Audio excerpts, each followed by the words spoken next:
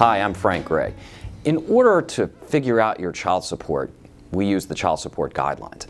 And we find it helpful when we sit down with people to actually show people a copy of a guidelines worksheet so that we can look through and see how each of these individual numbers makes a difference in figuring out the overall child support obligation. The first thing we look at is mom and dad's monthly income. That's monthly income before taxes, not after taxes. We take away any pre-existing child support payment that mom or dad pays for other children, not for these kids, but for other children that they have a court obligation to pay for. We take away alimony that they actually pay in another case that they're court ordered to pay. And then we adjust for alimony between these individual parents, between mom and dad.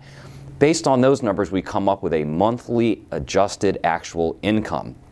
Based on that, we can then figure out the percentage of shared income where we add up mom and dad's monthly adjusted actual income. And then we simply figure out the percentage of who's responsible for what part of that whole. Then, based off of a table, we come up with a basic child support obligation.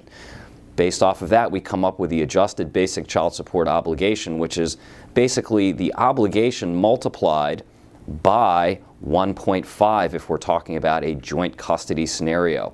We then move on to the number of overnights we have with each parent, because once you get above the 128 number for overnights, what happens is we start to put in an additional calculation where you get credits for more overnights spent by each parent.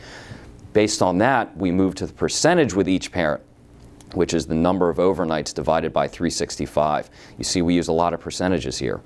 We also have the theoretical child support obligation.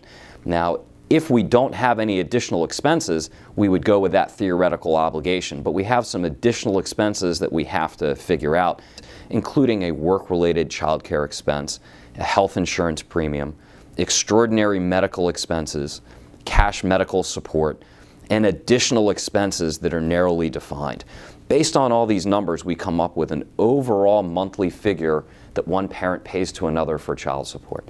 If you'd like us to sit down with you and go over what might be your child support obligation or what you might be entitled to receive in child support, feel free to visit the website below or to call our office to schedule an appointment. And while you're at our website, feel free to download a copy of our free informational book.